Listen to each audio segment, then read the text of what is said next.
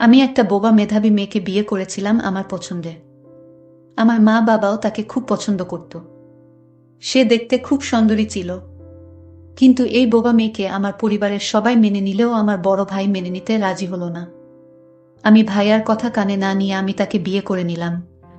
কিন্তু আমার স্ত্রী কথা বলতে পারত না, তাই ভাইয়া ভেবেছিল তার সাথে যাই হোক না কেন সে বলতে পারবে না। আমি একদিন বাড়িতে ছিলাম না, আর এই সুযোগে আমার বড় ভাই একদিন আমার স্ত্রীর রুমে ঢুকে যায়। তারপর কি হয়েছিল সেটা জানতে গল্পটি প্রথম থেকে শেষ পর্যন্ত শুনতে থাকুন।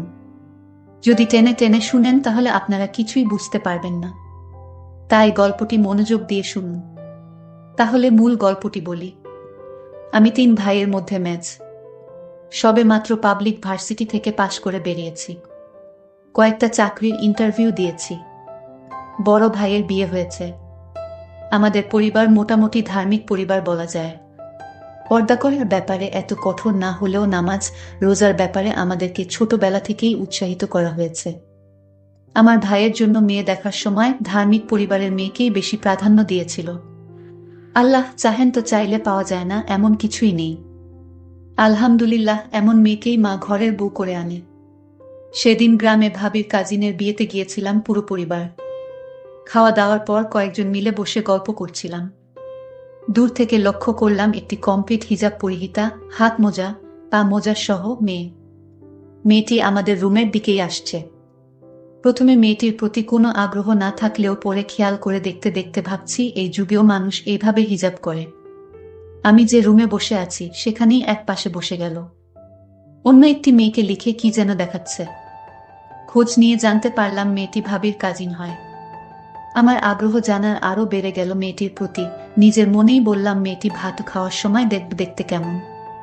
মেয়েটিকে ফলো করে যাচ্ছি, কিন্তু সে কিছুতেই মুখ খুলছে না।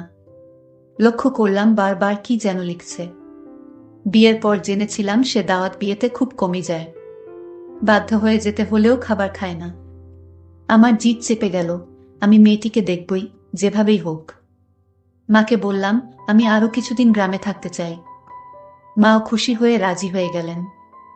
এখানে উল্লেখ্য ভাবির বাবার বাড়ির লোকজন অত্যন্ত অতিথিপরায়ণ এবং আন্তরিক। নতুন বউয়ের বাপের বাড়ি থেকে প্রতিদিন গেস্ট আসছে, আর আমি কিছুক্ষণ পর পর বিয়ে বাড়ির দিকে যাচ্ছি। যদি একটি বার মেয়েটিকে দেখি। হয়তো এটাই আল্লাহর ইচ্ছা ছিল। সেদিন দুপুর বেলা খাওয়ার পর বিশ্রাম নিচ্ছিলাম সোফায় আধা শোয়া হয়ে। হঠাৎ একটি মেয়ে ঢুকেই এক অদ্ভুত শব্দ করে ডাকতে লাগলো।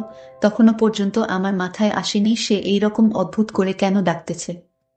ভাবি ভেতর থেকে জি বলে আওয়াজ দেওয়াতে বুঝতে পারলাম ভাবিকেই ডাকতেছে। মাত্র আমাকে দেখেই দৌড়ে চলে গেল। জাস্ট কয়েক সেকেন্ডের জন্য মেয়েটিকে দেখেছিলাম।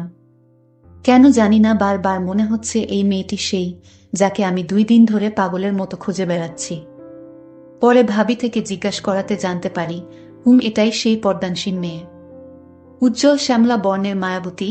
এই কয়েক সেকেন্ডেই আমার ভেতর আলোড়ন সৃষ্টি হয়ে গেল। আমার বুঝতে আর বাকি থাকল না, আল্লাহই আমাকে এখানে নিয়ে এসেছেন মেয়েটির সাথে দেখা করাবেন বলে, আমাদের এক করবেন বলে। এর পরের দিনই আমরা ভাবি সহ বাসায় চলে আসলাম। কিছুতেই আসতে মন চাচ্ছে না।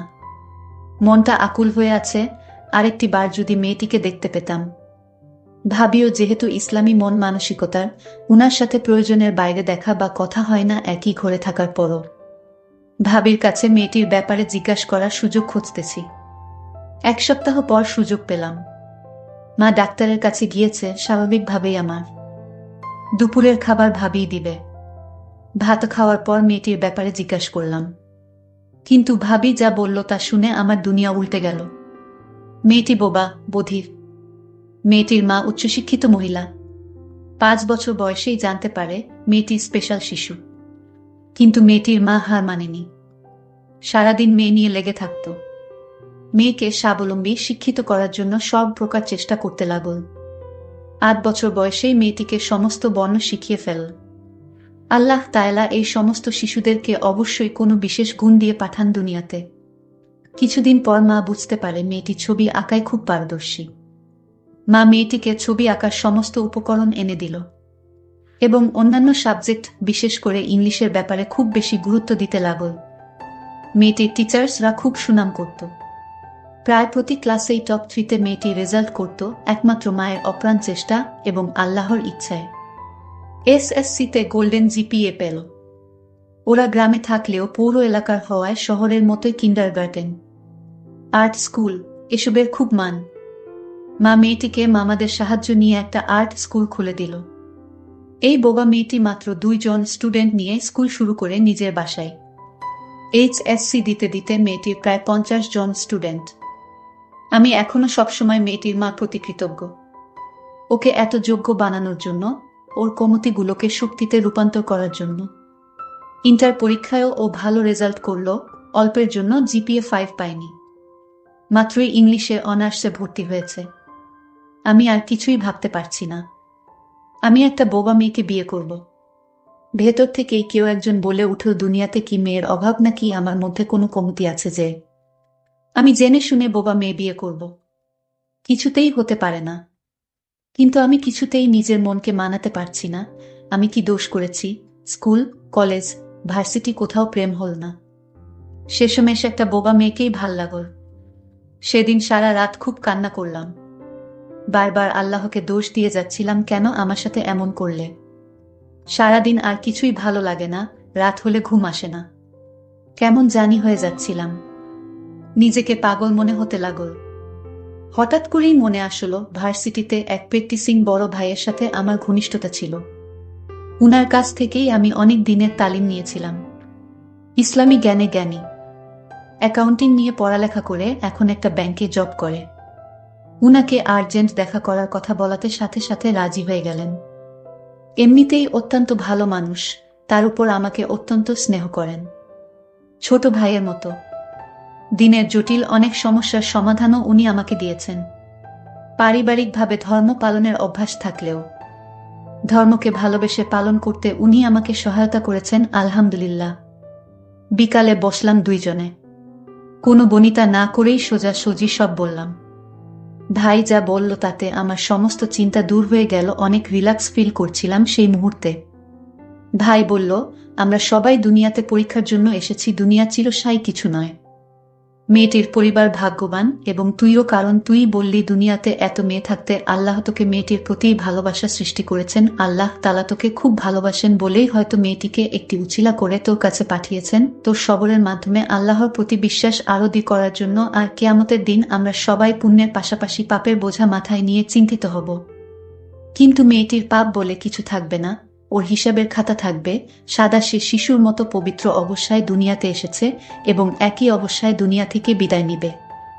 যেহেতু সে কিছু শুনেনি, কিছু বলেনি, দুনিয়ার খারাপ কিছু সে গ্রহণ করেনি, তার পাপের বোঝা হবে হালকা। আল্লাহ চাহেন তো মাগরিবের নামাজ পড়ে আল্লাহর শুকরিয়া আদায় করে অফুরন্ত আনন্দ নিয়ে বাসায় ফিরলাম। এবার মা এবং পরিবারের অন্য সদস্যদের কিভাবে রাজি করাব সেই চিন্তায় আল্লাহর কাছে সাহায্য চেয়ে। কোনো মাই চাইবেন না তার সন্তান কোনো বোবা বধির মেয়েকে বিয়ে করে। অনেকক্ষণ চুপচাপ শুয়ে থাকলাম আর আল্লাহকে মনে মনেই বলতে লাগলাম, হে আল্লাহ, একটা সহজ পথ দেখাও যাতে মাও কষ্ট না পায় আর আমিও ওকে পেয়ে যাই। আমার জব না হওয়া পর্যন্ত বিয়ে করার পরিকল্পনা নেই। তারপরও আমি চাচ্ছি পরিবারের সবাইকে রাজি করিয়ে নিতে আর মাকে বলে বিয়েটা ফাইনাল করে রাখতে। আল্লাহ চাহেন তো জব অতি শীঘ্রই হয়ে যাবে। রাতে খাওয়ার পর আমি মা বাবার রুমে গেলাম। ডাইরেক্ট মাকে বললাম আমি বিয়ে করতে চাই। মা বাবা একটু অবাক হয়নি, কারণ ছোটবেলা থেকেই আমি একটু একরোখা এবং জিদ্দি টাইপের। মা কোনো রকম কথা না বাড়িয়ে জিজ্ঞাসা করলেন, মেয়েটিকে? ভাবির কাজিন। মেয়েটির নাম বলার পর মা চুপ হয়ে গেলেন। বাবা কিছুটা রেগে গেলেও আবার মার দিকে তাকিয়ে শান্ত হয়ে রইলেন। মা বললেন, আগামীকাল কথা বলবো, এখন ঘুমাব, আমার শরীরটা ভালো নেই। কাল পর্যন্ত অপেক্ষা করা আমার জন্য খুবই কষ্ট করছিল। মেয়েটি আহামরি সুন্দরী নয়, বোবাও, কিন্তু আল্লাহর ইচ্ছার আগে কোনো কিছুই টিকতে পারে না। আর তাই হয়তো ওর প্রতি আমার আকুলতা, অস্থিরতা, হারানোর ভয় এভাবেই বেড়ে যাচ্ছে, যেন আল্লাহই আমার ভেতরে এইসব সৃষ্টি করে দিয়েছেন। সকালে নাস্তার পর বড় ভাই, বাবা সহ সবার উপস্থিতিতে মা খানিকটা গরম মেজাজ নিয়ে সবাইকে সব জানানোর পর বলল, এই বিয়ে হবে না। আমার কিসের অভাব? ছেলের জন্য বোবা মেয়ে আনতে হবে। সবাই যার যার মতামত দেওয়ার পর আমি ওই দিনই ভাইজানের কথাগুলোই ওখানে সবাইকে বললাম। আরো বললাম, মা দেখিও, আমি খুব সুখে থাকব। আমার সুখ দেখে মানুষ ঈর্ষা করবে। তুমি মামির কথা সবসময় বলো না, কিভাবে মামাকে অপদস্থ করে। সেই হিসেবে বোবা হলে কি সমস্যা মা? মা এমনিতেই ঠান্ডা মানুষ, কিন্তু এইবার বেশ রেগেই বললেন, মেয়েটি কারো সামনেও আসে না, আওয়াজও শুনি শুনি, যেহেতু কথা বলতে পারে না। কি এমন দেখলি যে তুই শুধু ওকে বিয়ে করবি? তাছাড়া আত্মীয় স্বজন কি বলবে? মা, সুন্দর দিয়ে কি করব? একটা দুইটা সন্তান হলেই সৌন্দর্য নষ্ট হয়ে যায়। কিন্তু ভালো আচরণ, ভালো মানসিকতা আর ভেতরের মানুষটাই চিরজীবন থেকে যায়। আর সেটাই আমাকে সুখ দিতে পারবে। বিয়ের পর কয়েকদিন আত্মীয়রা বলাবলি করবে। সেই আত্মীয়রাই কিছুদিন পর সুখী, অসুখী, সফল অসফল জীবন নিয়ে আলোচনা করবে। লোকেদের দেখানো কয়দিনের জন্য, সংসার সুখের হোক আর দুঃখের হোক, তা সারা জীবন শুধু আমারই জন্য। তাছাড়া মেয়েটি মেধাবী। আমি আর কারো কথা না শুনে আমি একটা কাজী অফিসে গিয়ে বোবা মেয়েটিকে বিয়ে করে ঘরে নিয়ে আসলাম। আমার মা বাবা সবাই খুশি হয়েছিলেন, কিন্তু আমার বড় ভাই এই বিয়েটা কিছুতেই মেনে নিতে পারছিল না। আমার বড় ভাই ছোটবেলা থেকেই আমার ভালো দেখতে পারত না। আমার মা আমি ছোট বলে আমাকে একটু বেশি আদর করত। সেটা আমার ভাই সহ্য করতে পারত না। আর আমি একটা ভালো পর্দাশীল মেয়ে এবং খুবই মেধাবী বোবা মেয়েকে বিয়ে করার কারণে হিংসা করত। আমি সেটা ভালোভাবে বুঝতে পারি, কিন্তু ভাইয়ের সামনে কোনোদিন কথা বলিনি। আমি ভাইয়াকে ভালো ভাবতাম, কিন্তু তার উপরের রূপটা খুব ভালো ছিল, ভিতরটা খুবই খারাপ ছিল। আমি সেটা বুঝতে পারতাম, কিন্তু কিছুই বলতাম না বড় ভাই বলে। আমি আমার স্ত্রীকে বাড়িতে নিয়ে আসলাম। আমার বড় ভাই বলল, তোর এত বড় সাহস, আমাকে না জানিয়ে তুই একটা বোবা মেয়েকে বিয়ে করেছিস। আমি ভাইয়াকে বলেছিলাম, ভাইয়া, এই পৃথিবীতে সবাই মানুষ, এখানে সে হোক বোবা কিংবা প্রতিবন্ধী, একই আল্লাহর সৃষ্টি। আল্লাহর সৃষ্টিকে যারা পছন্দ করে না তারা মানুষ না, তারা উপরের দিকটায় মানুষ, ভিতরটা অমানুষ। আমার ভাইয়া আমার কথা শুনে খুব রাগান্বিত হলো। আমার স্ত্রী তখন আমায় ইশারা করে বলল, ঝগড়া না করতে, আমাকে বলল মাথা ঠান্ডা রাখতে। আমি আমার স্ত্রীর কথা মেনে নিলাম এবং রুমে গিয়ে বিশ্রাম নিলাম। একদিন আমি বাসায় ছিলাম না, তখন আমার বড় ভাই আমার স্ত্রীকে বলল, আসলে আমি অন্যায় করেছি, তুমি আমায় ভুল বুঝো না, এই ধরনের কথা বলতে লাগলো। আমার স্ত্রী কথা বলতে পারে না, তাই লিখিত আকারে বুঝিয়ে দিল, আপনার কোনো দোষ নেই, সব দোষ আমার এবং আমার কপালের, কারণ আমাকে দুনিয়াতে আল্লাহ পাঠিয়েছেন বোবা করে, এটাই আমার দোষ। আমি বাড়িতে গিয়ে দেখি আমার স্ত্রীর সাথে আমার বড় ভাই আলাপ করছে। আমি কাছে গিয়ে জিজ্ঞেস করলাম, ভাইয়া কি হয়েছে, কোনো সমস্যা? ভাইয়া তখন বলল, আরে না, কোনো সমস্যা না, আল্লাহ তোরে একজন নেককার স্ত্রী দিয়েছেন। আমার তো ভাইয়াকে সন্দেহ হলো, কারণ যে ভাইয়া গতকাল আমার সাথে রাগারাগি করেছে, আজ সে আমাদের ভালো উপদেশ দিচ্ছে। এটার পিছনে কোনো কারণ আছে।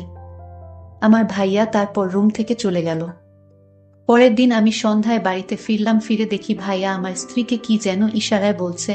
আমার স্ত্রী কথা বলতে পারে না, আর তাকে ইশারায় বুঝাতে চেয়েছে। আমি বাহির থেকে তাদের এই দৃশ্য দেখতে পেলাম।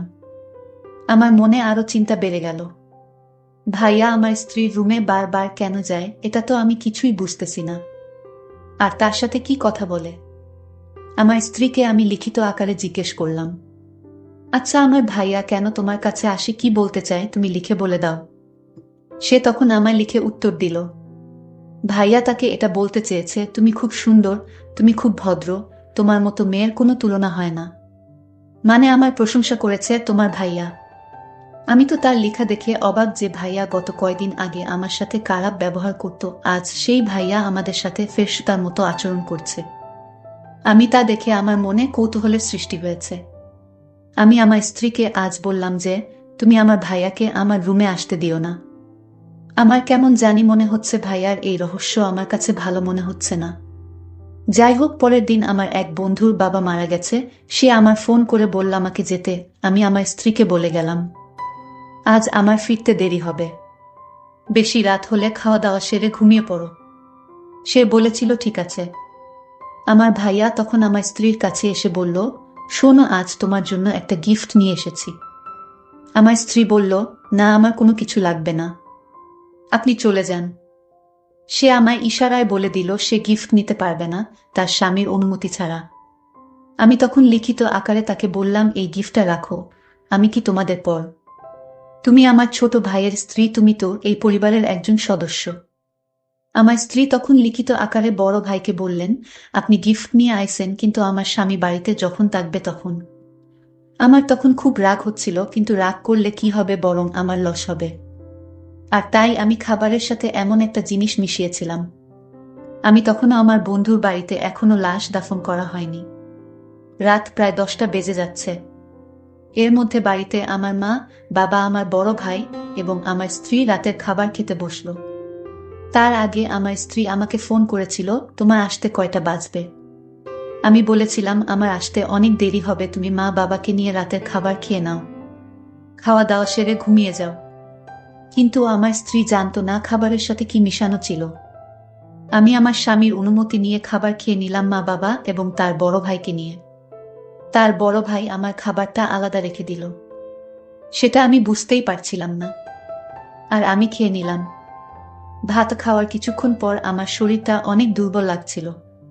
আমি আমার রুমে গিয়ে দরজা না লক করেই ঘুমিয়ে গেলাম। তারপর আমার বড় ভাই আমার রুমে প্রবেশ করল। তারপর আমার গলায় থাকা স্বর্ণের হারটা খুলে নিল।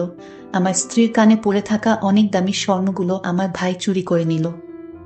আমি বাড়িতে আসলাম, এসেই দেখি রাত প্রায় 1টা বাজে। এসে দেখি আমার স্ত্রী ঘুমিয়ে আছে। আমি তাকে ধীরে ধীরে ডাক দিলাম। আমার স্ত্রীর নামটাই বলা হয়নি আপনাদের। আমার স্ত্রীর নাম ছিল সাইমা।